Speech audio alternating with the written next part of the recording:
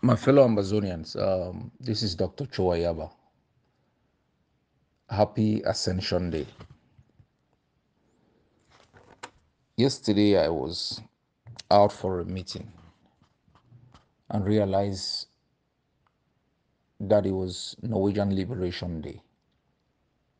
I wasn't really aware, and I did a bit of studies to understand what it meant. And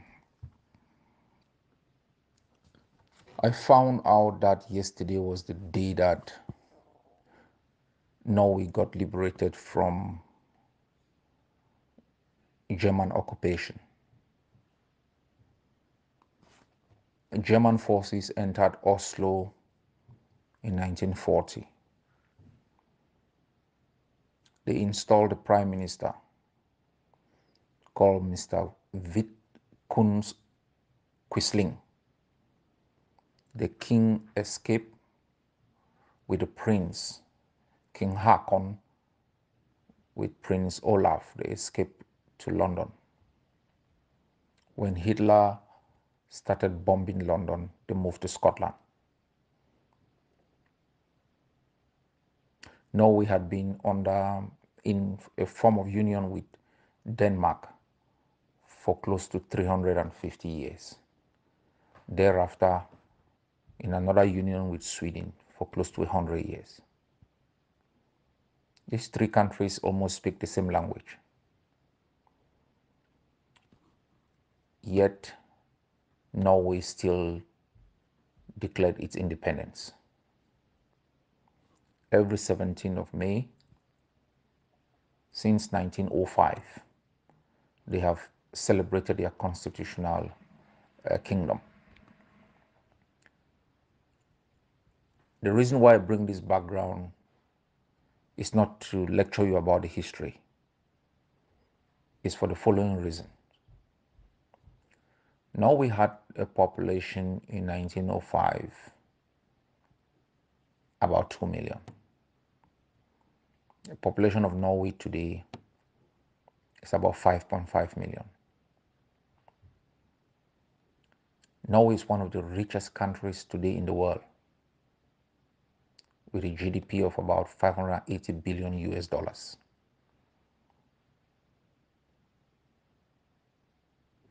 It's almost like a replica of Ambazonia. Norway could have simply adopted the Danish language, Swedish, but they ensured that the Norwegian language, which was an intrinsic part of their culture, was developed.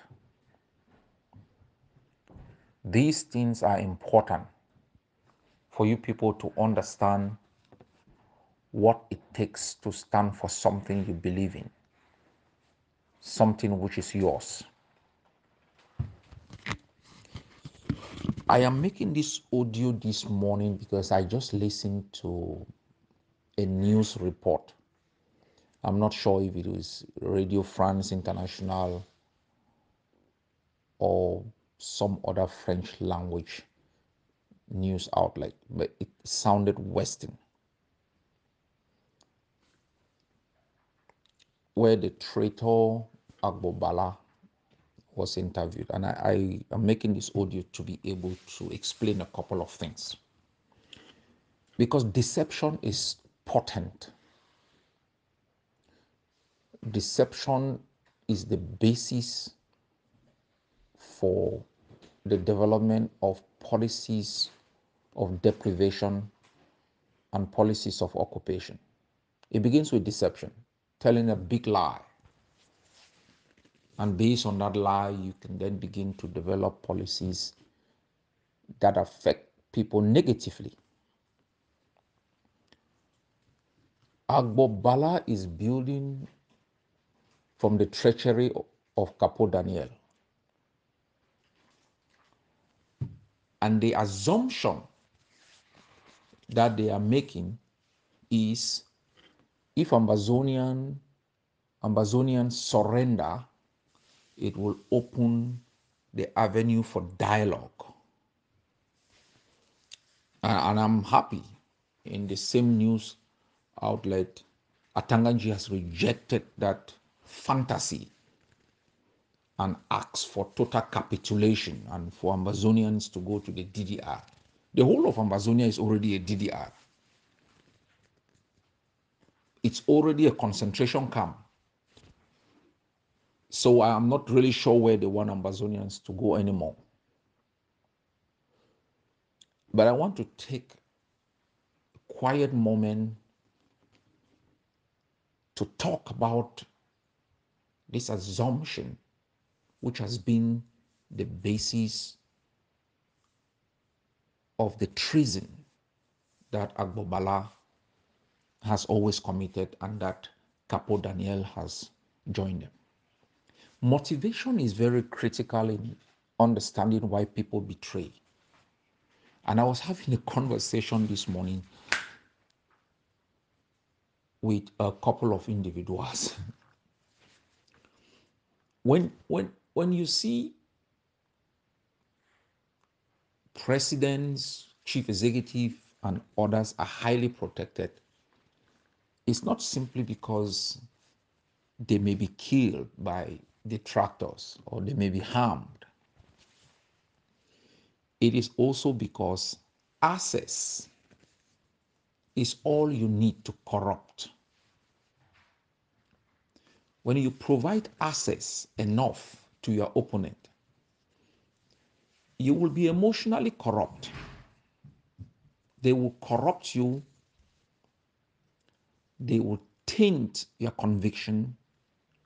They will undermine your stance. And they will predict your next move. So the principal reason why influential persons are protected is to prevent or to make access difficult, because those who hold powerful positions are human beings. And continuous interaction with the devil begins gradually to make you think like the devil. That's why when we're growing up, they always tell you, avoid that kid, avoid that one, avoid these milieus. Don't walk around with people who smoke. Don't go where there are certain kinds of activities, because by virtue of interaction, you might begin to adopt those tendencies. Why is Agbor Balla a traitor? Is it because he does not believe in Ambazonia's right to be free? He does. He's intellectual enough. In Agbor Balla's articulations, you see him articulate the foundation for external self-determination. He's a lawyer by profession. He holds a PhD in law. And so he is not blind to the basic international law principle that protect nations from destruction. There are outlets, it's captured in international treaties, which he is well schooled in. He's a practicing lawyer. He's read the Constitution, the Penal Code, the Civil Code of Cameroon. He is well schooled in the contradictions of those instruments. He is not unaware of the facts of history. He is well schooled in case law, in precedents that informs sometimes decisions, even in courts. So why is he then a traitor? Do you think he thinks very strongly that independence is counterproductive to the development and protection of the Ambazonian people? Do you think he sincerely believes that Cameroon as it is the container within which the individual Ambazonian or the collective of all of us can properly develop? No, he doesn't. Why is he then a traitor? The reason why Agbor Balla is a traitor is the same reason why Capo today is a traitor. Do you think somehow Capo's views just change? Do you know how long it takes to build the conviction that people like that had? Do you think you will give away that foundation of your belief suddenly? No, it is because of influence. It is because of the same reason John Frundi changed on the 18th of April 1998. At the burial of his dad, he was given 30 million. I think the then colonial governor, Shobi Bello, visited the ceremony. They handed Mr. John Frundi 30 million amber as a gift from Mr. Paul Biya, as a condolence gift. Frundi made an argument during the ceremony, which is typical of how corruption begins. Oh, you cannot refuse cry die money. Oh, you cannot refuse money for mourning. Those are kind of the complicit justifications that you begin to give when you begin to break down conviction to integrate unacceptable compromises.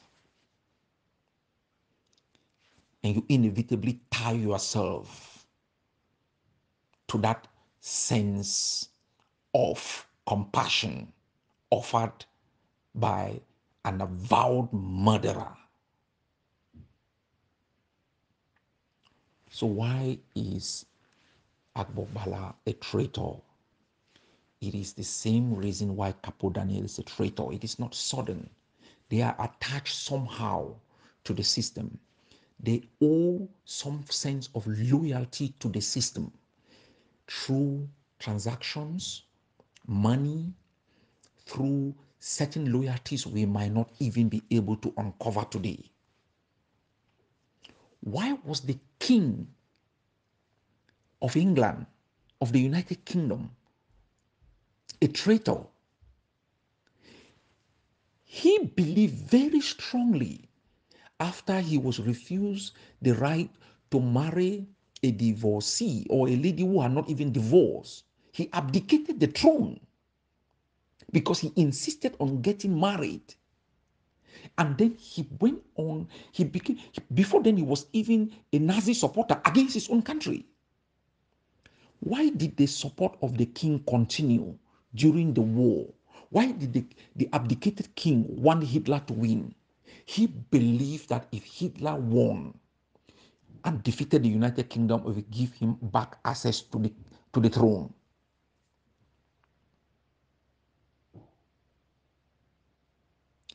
Why does Balla believe or articulate the position that he does when he truly knows that is not true?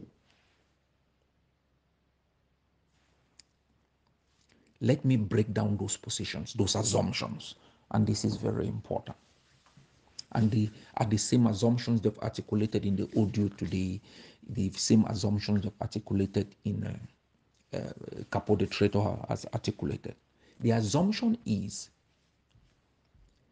we do not have a solution because we are up in arms.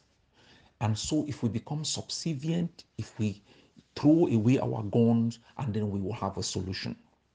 Let us assume that assumption holds ground. Let us use precedents to test that assumption if it works.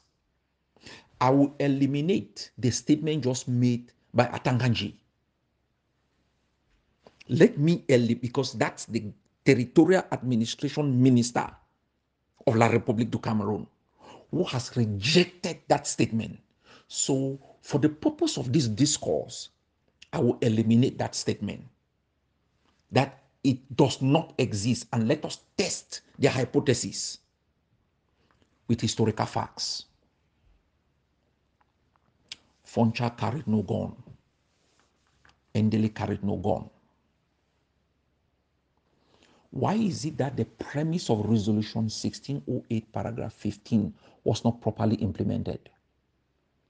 Why is it that the conferences in July of 1961 that somehow discussed La République Constitution that was then transformed into La Constitution Fédérale did not involve the parties outlined in Resolution 1608? Why is it that the French were supported by Mesmer and the others, while Ambazonia was not supported by the United Kingdom? Why is it that the Constitution was not adopted in the House of Parliament in Ambazonia to give it legal assent within Ambazonia or to make it valid, binding on us? It is simply because all what was done was a facade to impose Cameroon on Ambazonia. And that facade was dismantled on the 20th of May 1972. And then it was totally buried, even with the premise of Article 47 of that federal constitution, which barred it on the 4th of February 1984.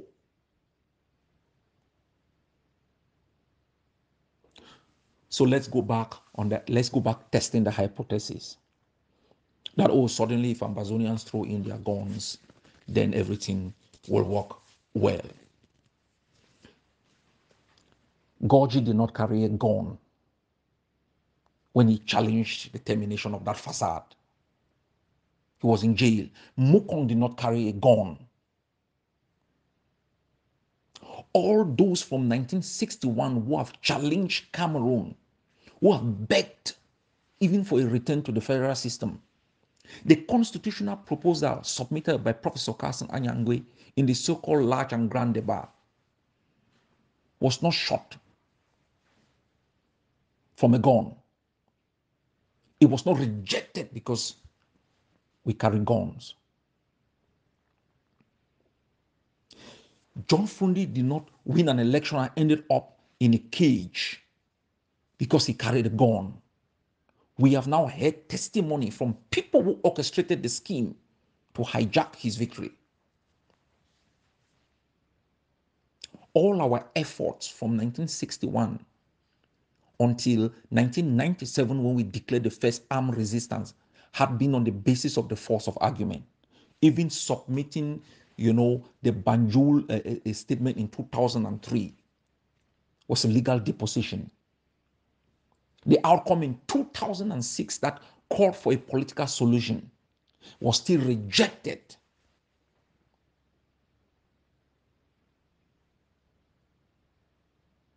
These people have not refused sensible understanding for even coexistence on the basis that we carry guns.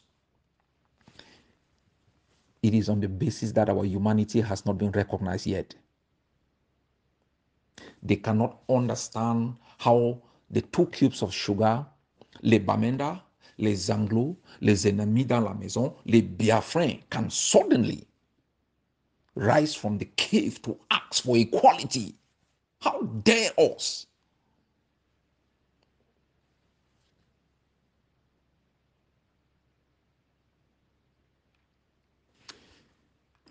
The facts speaks for themselves.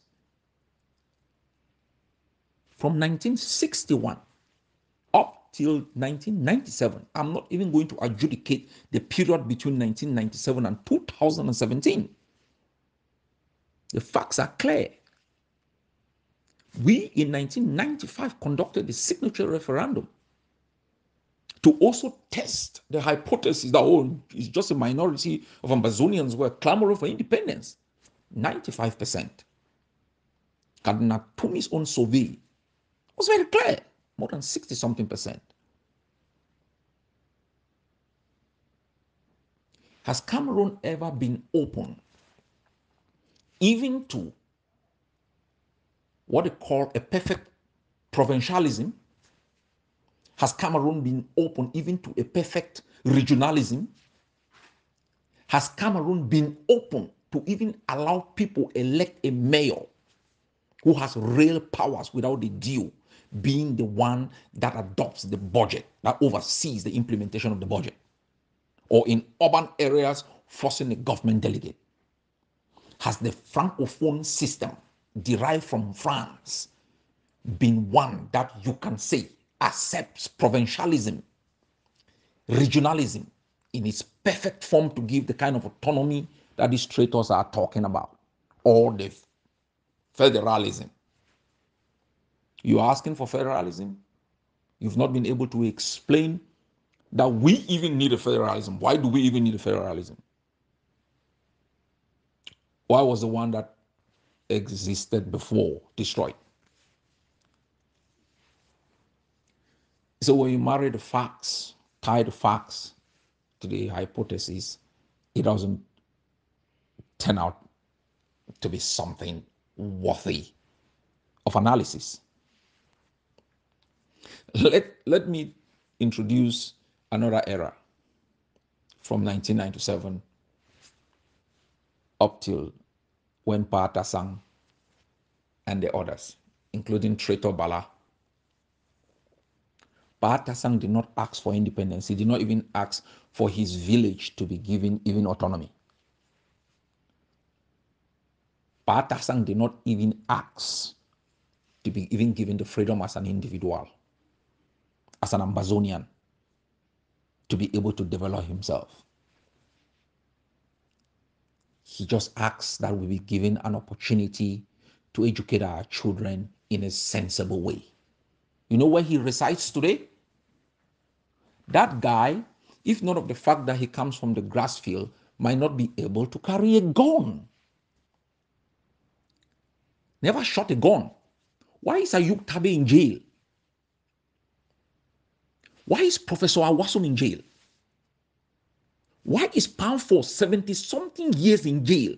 A man who was the chairman of the Constitutional Affairs Committee of the SDF, who are the foundation of crafting the four-state federation proposal upon which the SDF has campaigned for election. Why is he in jail?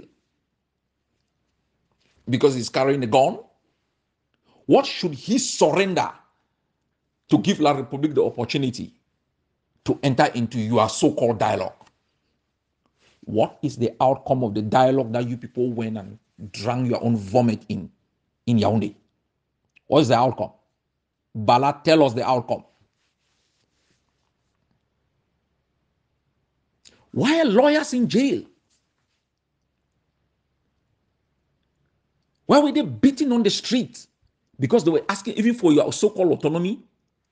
They were not even asking for your autonomy. They were simply working on the premise that everyone should be presumed innocent until the facts are able to be tied to the law for you to be convicted.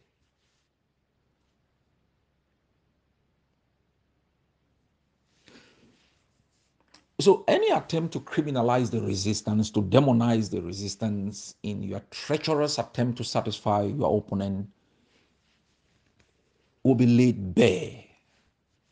We are not being killed because we're fighting for independence. We are being killed because the enemy has not accepted that we are humans who have a right to exist. The day Cameroon recognizes our humanity, it will see us with honesty and objectivity. It has not recognized our humanity yet. They think we are still a Bamenda. They think we are still 2 cubes of sugar that they're going to dissolve. We are les ennemis dans la maison.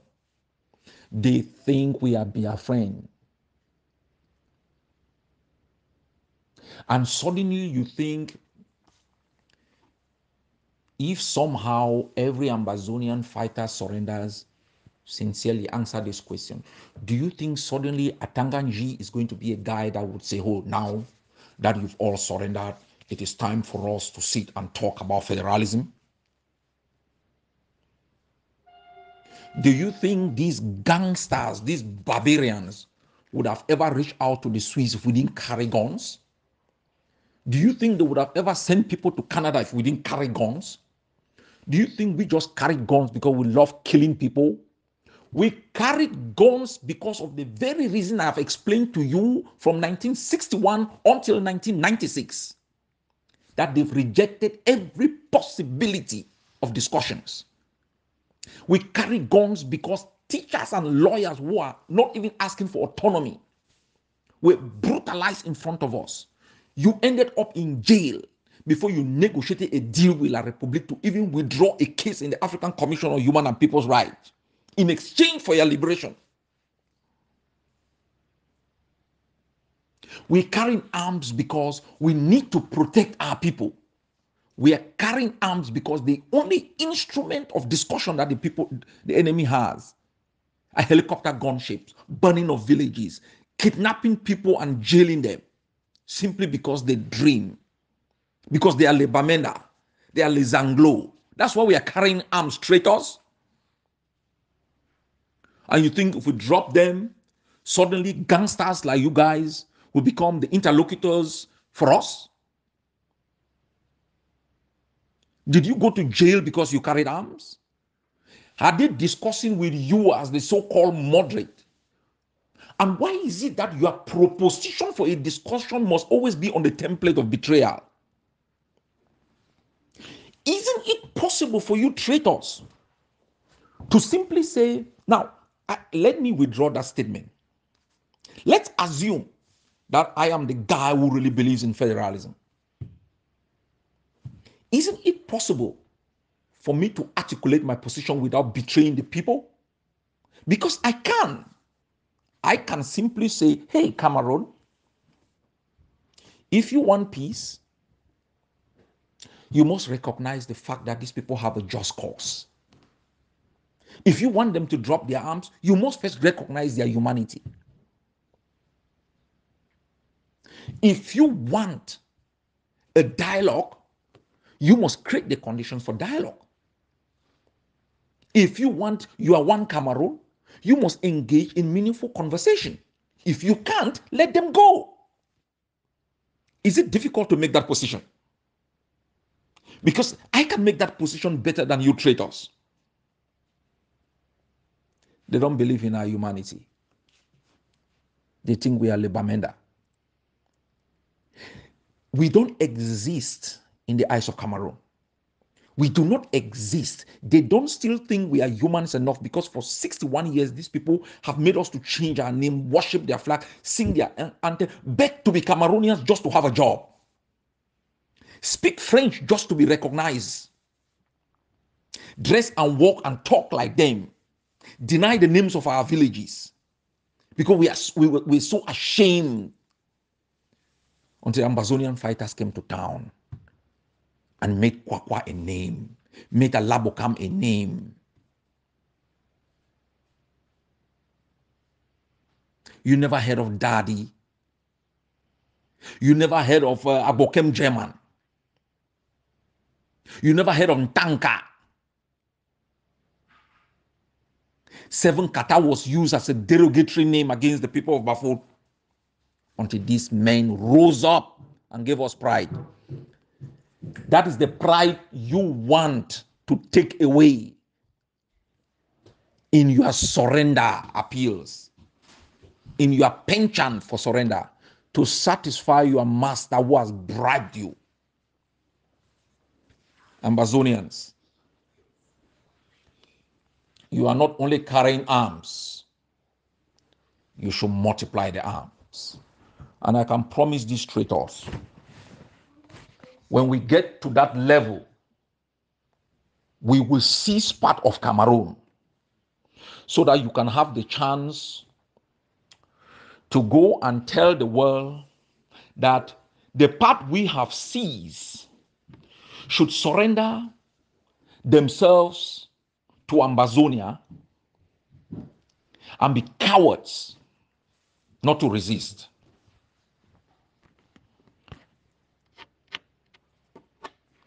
All traitors have a common destination.